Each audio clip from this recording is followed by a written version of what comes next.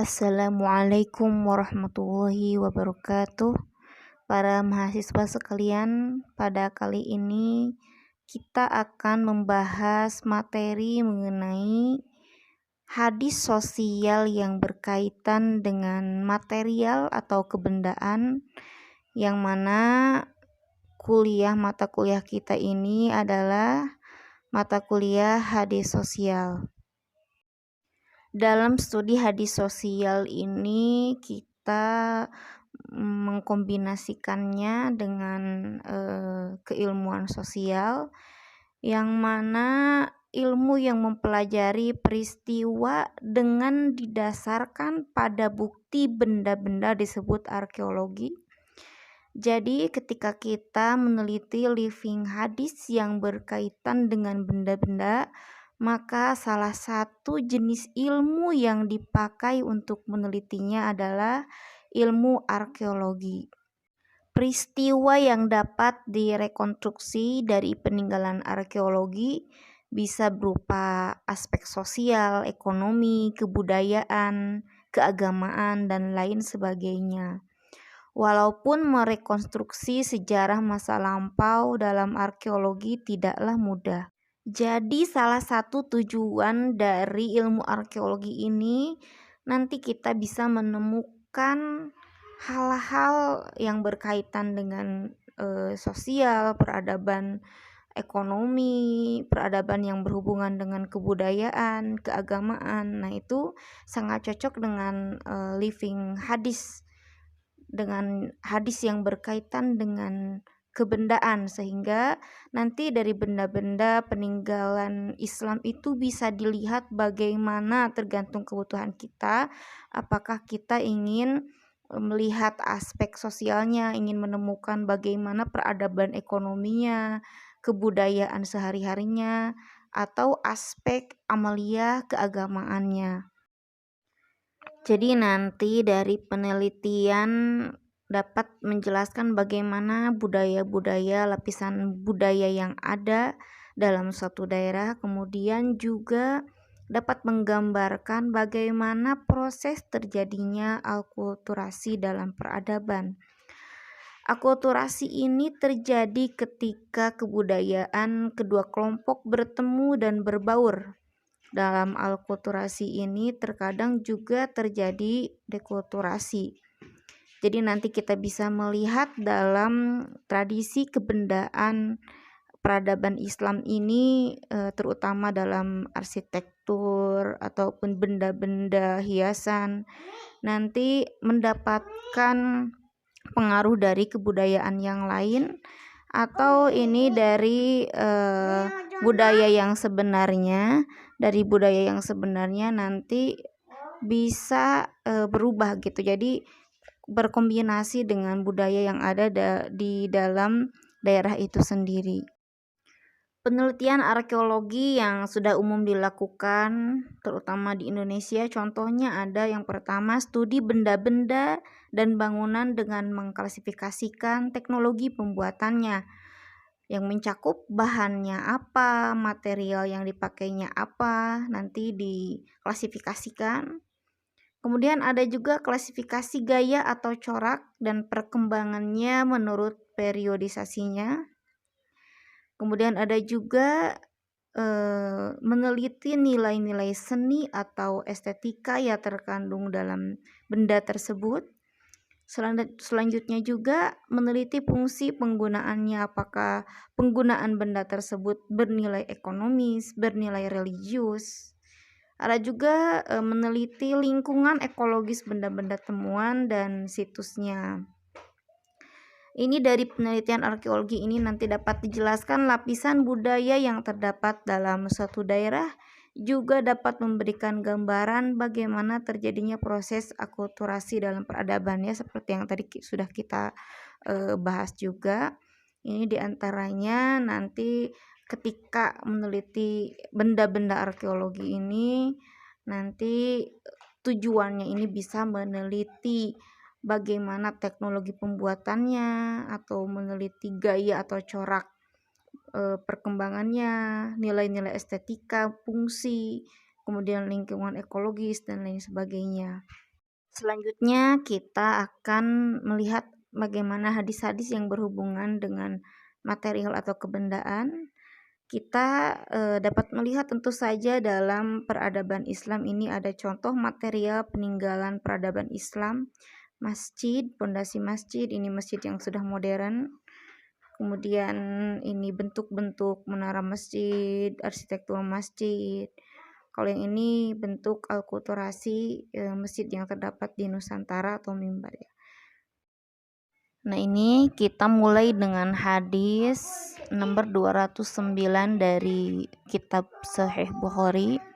Haddatsana Utsman qala haddatsana Jarir an Mansur an Mujahid an Ibnu Abbas qala marra an-nabiy sallallahu alaihi wasallam bihaitin min hitanil Madinah أو مكة فسمع صوت إنسانين يعذبان في قبورهما فقال النبي صلى الله عليه وسلم يعذبان وما يعذبان في كبير ثم قال بلى كان أحدهما لا يستتر من بوله وكان الآخر يمشي بالنميمة ثم دعا بجريدة فكسرها كسرتين فوضع على كل قبر منهما كسرة فقيل له يا رسول الله لما فعلت هذا قال لعله أن يخفف عنهما ما لم تيبس أو إلى أن ييبس.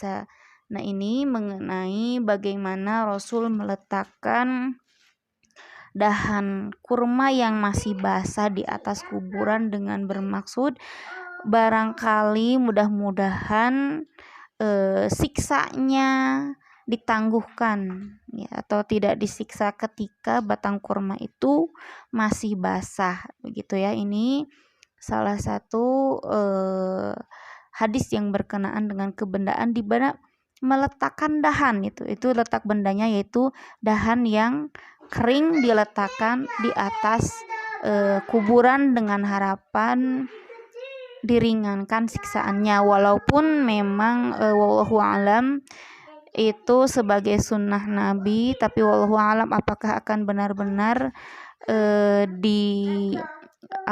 diringankan siksanya ketika yang meletakkannya itu bukan Rasulullah gitu, tetapi kan apakah bergantung kepada orang yang meletakkannya, yaitu karena Rasulullah yang meletakkannya sehingga doa Rasulullah dikabulkan, atau memang wallahu alam.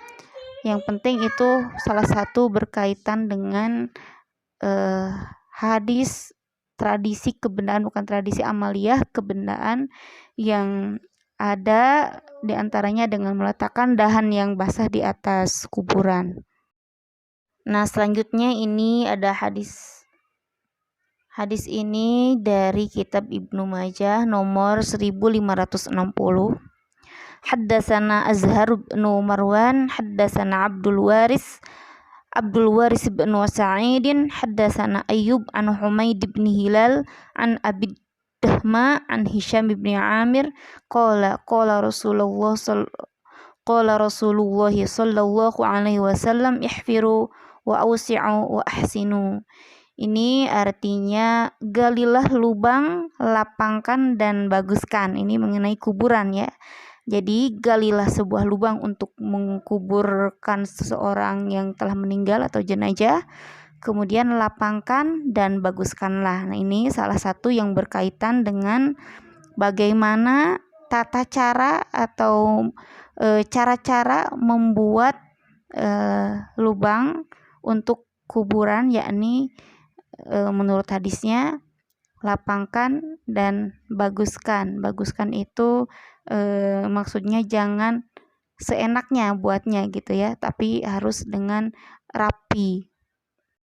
Kemudian ini hadis juga dari Ibnu Majah, haddatsana Ismail bin Musa As-Suddi haddatsana Syarikun an Abil Yaqdan an Zazan an Jarir bin Abdillahil Bajali qala Rasulullah sallallahu alaihi wasallam al-lahdu lana wasyaqqu li ghairina. Ini mengenai bagaimana pada saat itu ada dua tata cara menggali lubang kuburan. Di antaranya ada yang lubangnya di tengah, kemudian ada yang lubangnya di pinggir. Yang disebut dengan lubangnya yang di pinggir itu al-lahdu atau lahat. Liang lahat itu adalah lubang yang di pinggir, dan asyaku itu adalah liang lahat yang di tengah. Nah, ini hadis Rasulullah, al-lahdu lana. Cara menggali kuburan dengan cara lubangnya di pinggir itu adalah cara untuk kita umat Islam, wasyaku lil ghairina, dan lubang yang ada di tengah, cara menggali lubang dengan menyimpan jenazahnya di tengah, tidak di pinggir, maka itu lil ghairina, untuk kaum selain kaum umat Islam. Selanjutnya hadis dari kitab Malik. Ini haddatsani an Malik an Hisham bin Urwah an abihi annahu qala kana bil madinati rajulani ahaduhuma yalhadu wal akharu la yalhad faqalu ayyuhuma jaa awwalu amila amalahu faja'a allazi yalhadu falahada li Rasulillahi sallallahu alaihi wasallam. Nah, ini berkaitan sama dengan liang lahat, bagaimana melubanginya itu, apakah di tengah atau di pinggir. Ternyata walaupun sudah ada hadis yang tadi, tapi budaya untuk membuat liang lahat itu memang ada dua, ada yang di tengah dan ada yang di pinggir. Nah, ini ketika Rasulullah Shallallahu Alaihi Wasallam meninggal, kemudian mereka bingung bagaimana ini, apakah kita membuat liang lahatnya itu di tengah atau di pinggir. Nah, itu ada dua orang penggali kubur, yang satu ahli melubangi kubur di tengah dan yang satu ahli membuat liang lahat di pinggir. Maka mereka, ya sudah, begini saja, barang siapa yang paling awal datangnya, maka dia yang paling awal nanti yang dia yang dipakai gitu ya. Nah, kemudian ternyata yang awal itu adalah cara menggali dengan liang lahat, yaitu liang yang di pinggir, sehingga akhirnya Rasulullah dimakamkan dengan cara lubangnya itu berada di pinggir. Selanjutnya hadis Bukhari nomor 1262. Haddatsana Muhammad bin Abdullah bin Hawshab, haddatsana Abdul Wahhab, haddatsana Khalid an Ikrimah an Ibni Abbas radhiyallahu anhuma anin Nabi sallallahu alaihi wasallam qala haramallahu Makkah falam tahilla li ahadin qabli wala li ahadin ba'di uhillat li sa'atan min nahar la yuhtala khalaha wala yu'dadu syajaruha wala yunaffaru sayduha wala tultaqatu luqatatuha illa li mu'arrifin. Faqala al-Abbas radhiyallahu anhu illa al-izkhira li sagotina wa kuburina. Faqala illa al-izkhir. Wa qala Abu Hurairah radhiyallahu anhu an Nabi sallallahu alaihi wasallam li kuburina wa buyutina. Wa qala Aban bin Salih anil Hasan bin Muslim an Safiyata binti Syaibah sami'atu Nabiy sallallahu alaihi wasallam mislah. Wa qala Mujahid an Tawus an Ibni Abbas radhiyallahu anhu maliqainihim wa buyutihim. Ini mengenai bagaimana kalau berkaitan dengan hadis kebendaannya, ini berkaitan dengan sebuah pohon izhir. Pohon izhir ini adalah pohon yang harum yang biasanya diletakkan di kuburan. Ini salah satu amaliyah yang berkaitan dengan kebendaan. Pohon idhir, ya, pohon yang harum diletakkan di kuburan. Nah, ini walaupun kaidah hukumnya tidak terlalu signifikan di sini, akan tetapi hadis ini menunjukkan bahwa telah terjadi sebuah keadaan budaya pada zaman dulu, di mana pohon idhir atau pohon secara umumnya yaitu ditanam di kuburan. Selanjutnya ini ada hadis Bukhari nomor 238, ini berkenaan dengan siwak. Haddatsana Utsman bin Abi Syaibah qala haddatsana Jarir an Mansur an Abi Wabil an Huzaifah qala kana an-nabiy sallallahu alaihi wasallam idza qama minal laili yashusu fahu bisiwak. Jadi di sini diceritakan dari Utsman bin Abu Syaibah, dari Jarir Mansur, dari Abu Wa'il, dari Huzaifah berkata, jika Nabi Shallallahu Alaihi Wasallam bangun di malam hari, beliau membersihkan mulutnya dengan siwak. Kita ketahui bahwa hadis tentang siwak ini banyak sekali masyhur dan populer, dan tingkatannya banyak yang di tingkatan sahih, maka tradisi siwak ini bertahan hingga saat ini. Hadis Bukhari nomor 368, haddatsana Abul Walid qala haddatsana Syu'bah qala haddatsana Sulaiman Asy-Syaibani an Abdullah bin Shaddad an Maimunah qalat kana Nabi sallallahu alaihi wasallam yusalli 'ala khumrah. Jadi di sini menceritakan bagaimana Nabi sallallahu alaihi wasallam salat di atas tikar yang kecil. Jadi kalau kita melihat hadis-hadis memang tidak ada kata sijadah ya. Sijadah itu adalah penyebutan yang berkembang sampai sekarang. Kalau dahulu dalam hadisnya lebih dikenal dengan alas yang dipakai Nabi ketika sholat. Di antaranya ini salah satu hadisnya, Nabi Shallallahu Alaihi Wasallam sholat di atas tikar kecil. Jadi temanya adalah alas sholat, sehingga hingga saat ini seluruh umat Islam di dunia memakai alas ketika mereka sedang sholat, baik itu memakai karpet, sijadah, atau tikar, atau yang lain sebagainya. Selanjutnya hadis Bukhari nomor 427, haddatsana Ali bin Abdullah qala haddatsana Ya'qub ni Ibrahim bin Sa'din qala haddatsani Abi an Salih bin Kaisan qala haddatsana Nafi anna Abdullah bin Umar akhbarahu anna al-masjid kana ala ahdi Rasulillah sallallahu alaihi wasallam mabniyan bil labni wa syaqfuhu al-jaridu wa umuduhu khashabun nakhli falam yazid fihi Abu Bakrin syai'an wa zada fihi Umar wa banahu ala bunyanihi fi ahdi Rasulillah sallallahu alaihi wasallam bil labni wal jaridi wa ada umudahu hashaban summa ghayyarahu Utsman fazada fihi ziyadatan kasiratan wa bana jidarahu bil hijarah al manqushah wal qassah wa ja'ala umudahu min hijaratin manqushah wa saqafahu bisah. Ini telah menceritakan kepada kami Ali bin Abdullah dari Ya'qub bin Ibrahim bin Sa'ad dari Salih bin Kaisan dari Nafi bahwa Abdullah bin Umar mengabarkan bahwa pada masa Rasulullah SAW masjid itu dibangun dengan menggunakan tanah liat yang dikeraskan, atapnya dari dedaunan, sedangkan tiangnya dari batang pohon kurma. Pada masanya Abu Bakar tidak memberi tambahan renovasi apapun.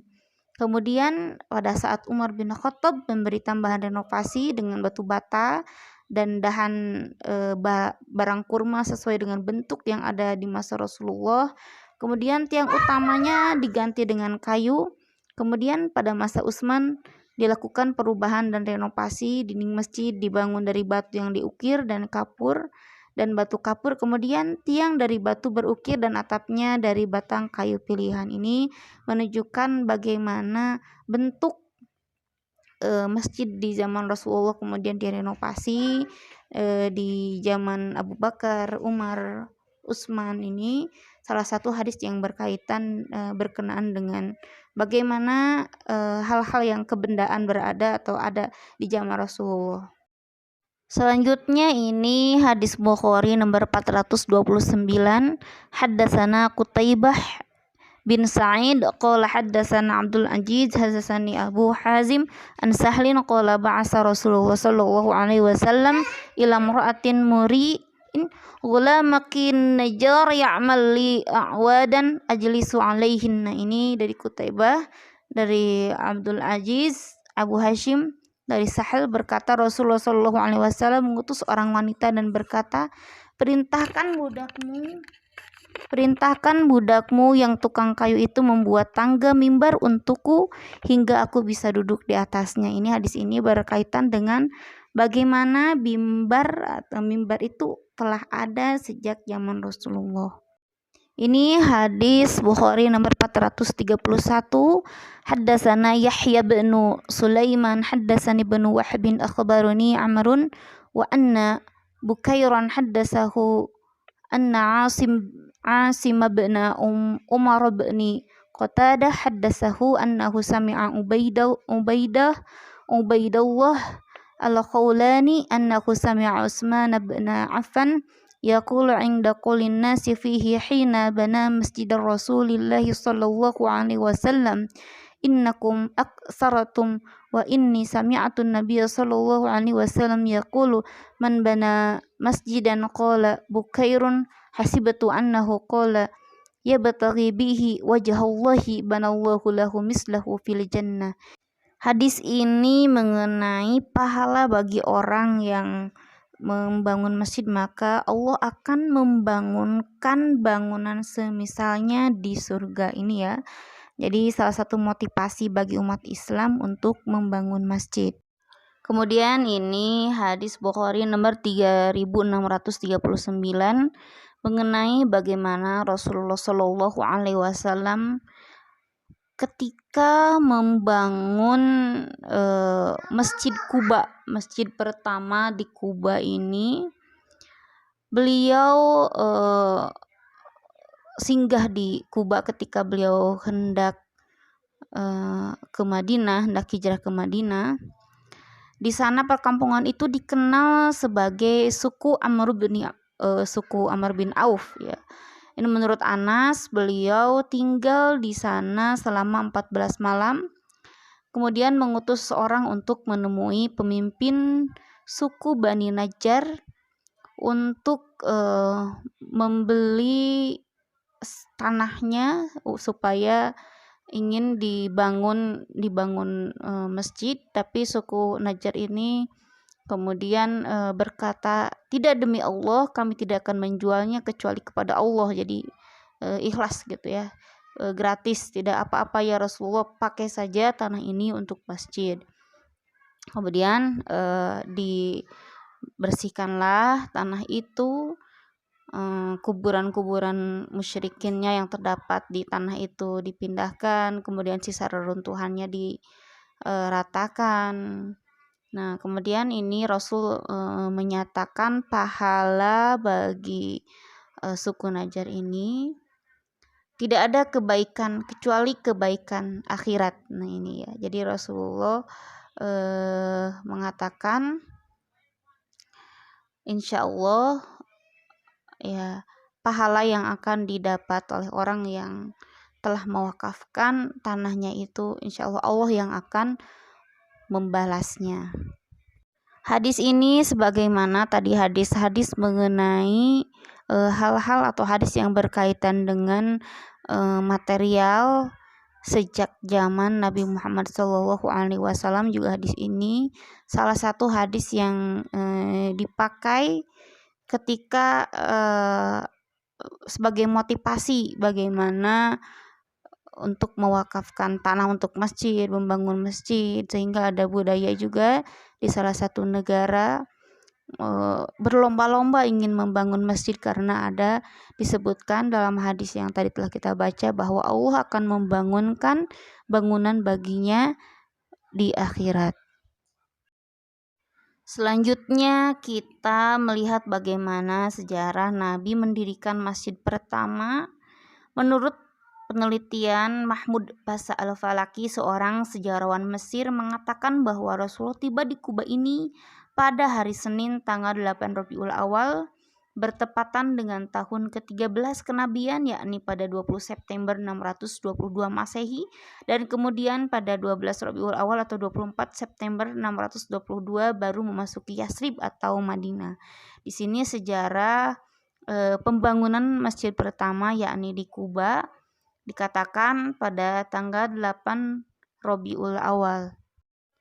Nah, kemudian ini masjid di masa Rasulullah memiliki fungsi selain sebagai pengikat kesatuan dan persatuan kaum muslimin, juga digunakan sebagai tempat ibadah terutamanya, kemudian juga sebagai melaksanakan proses pendidikan Islam. Ini contoh tampilan baku masjid. Ada mimbarnya, ada mihrab, ada menaranya ya. Ini sebenarnya denah masjid yang kemudian denah masjid hingga saat ini ada 3 pola. Ada pola bujur sangkar, pola denah turunan yakni memanjang dan melebar ke arah kiblat, dan ada 1 pola denah khusus segi 8. Para ahli menyatakan bahwa pola denah bujur sangkar merupakan pola Madinah dan pola turunan melebar merupakan pola Persia. Nah, ini gambaran yang saya ambil dari buku Arsitektur Masjid halaman 61. Yang satu pola bujur sangkar, yang ini ada pola bujur sangkar, ada pola turunan. Kemudian ini contoh peninggalan Islam, ada kubah ya, kubah yang berkaitan dengan material benda peninggalan peradaban Islam. Ini kubah Masjid As-Sakhra, yang mana di dalamnya ada batu karang yang diyakini sebagai landasan ketika Rasulullah Mi'raj. Juga kemudian menjadi sentranya rotunda persegi yang 8 mewarisi tradisi bangunan suci yang dikembangkan umat Nasrani. Nah, ini batu karang tepat di bawah naungan kubah emas dalam cekungan lantai dasar bangunan. Ini ada tipologi Masjid Utsmani di zaman kekuasaan Turki Utsmani, bagaimana bentuk masjidnya. Ini salah satu kalau diteliti tentang tipe-tipe masjid, tipe-tipe arsitektur masjid, ini salah satu mungkin ya bentukan tipologi Masjid Utsmani yang sudah sampai ke hampir akhir masa keemasan Islam. Ini juga salah satu peninggalan Islam, ada mimbar di Masjid Nabawi dan juga manuskrip baik manuskrip Al-Qur'an, manuskrip tafsir, hadis, manuskrip buku-buku dan sebagainya.